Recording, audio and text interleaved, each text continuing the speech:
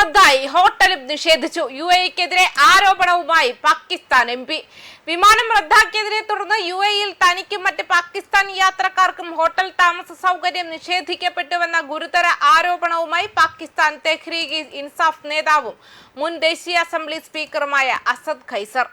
Indian American പാസ്പോർട്ടുകൾ കൈവശമുള്ള യാത്രക്കാർക്ക് മാത്രമാണ് ഹോട്ടലിൽ താമസ സൗകര്യം അനുവദിച്ചതെന്ന് അദ്ദേഹം പാകിസ്ഥാൻ ദേശീയ അസംബ്ലിയിൽ ഉന്നയിച്ചു.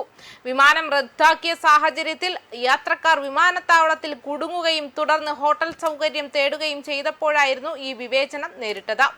ഇന്ത്യൻ US പാസ്പോർട്ടുള്ളവർക്ക് മാത്രമേ ഹോട്ടൽ സൗകര്യം നൽകുകയുള്ളൂവെന്ന് വിമാനത്താവളത്തിൽ വെച്ച് തന്നെ അനൗൺസ്മെന്റ് നടത്തിയതായും അസദ് ഖൈസർ ആരോപിച്ചു. പാകിസ്ഥാൻ പൗരന്മാരോട് UAE കാണിച്ച ഈ വിവേചനത്തിൽ ശക്തമായ പ്രതിഷേധം രേഖപ്പെടുത്തിയ അദ്ദേഹം വിഷയത്തിൽ നയതന്ത്ര തലത്തിൽ അടിയന്തരമായി ഇടപെടണമെന്നും UAE അധികൃതരുമായി ഈ കാര്യങ്ങൾ ചർച്ച ചെയ്യാൻ പാകിസ്ഥാൻ സർക്കാർ തയ്യാറാണെന്നും അസംബ്ലിയിൽ ആവശ്യപ്പെട്ടു. അതേസമയം രാജ്യത്ത് അഭിപ്രായ സ്വാതന്ത്ര്യത്തിനു നേരെ വർദ്ധിച്ചു വരുന്ന ആക്രമണങ്ങളെ ചെറുക്കുന്നതിനായി പാകിസ്ഥാനിലുടനീളമുള്ള പത്രപ്രവർത്തകർ, എഡിറ്റർമാർ, ഡിജിറ്റൽ മീഡിയ പ്രാക്ടീഷണർമാർ, കലാകാരന്മാർ, അക്കാദമിക് വിദഗ്ധർ, മനുഷ്യാവകാശ സംരക്ഷകർ എന്നിവർ ഒരു വിശാലമായ ദേശീയ സഖ്യം രൂപീകരിക്കാൻ സമ്മതിച്ചതായി പാകിസ്ഥാൻ മനുഷ്യാവകാശ കമ്മീഷൻ പുറത്തിറക്കിയ പത്രക്കുറിപ്പിൽ പറയുന്നു.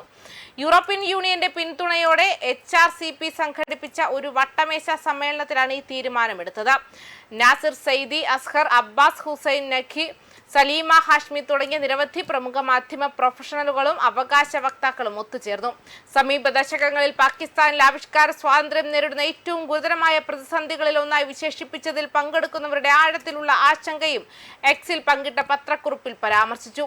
വർദ്ധിച്ചുവരുന്ന സെൻസർഷിപ്പ്, നിരീക്ഷണം, ഓൺലൈൻ സംഭാഷണത്തിലെ നിയന്ത്രണങ്ങൾ, വിവരങ്ങളിലേക്കുള്ള പൊതുജനങ്ങളുടെ പ്രവേശനം കുറയ്ക്കൽ എന്നിവയ്ക്കൊപ്പം ഇലക്ട്രോണിക് കുറ്റകൃത്യങ്ങൾ തടയൽ നിയമം പോലുള്ള നിയമങ്ങളുടെ വർദ്ധിച്ചുവരുന്ന ഉപയോഗവും അവർ എടുത്തു കാണിച്ചു.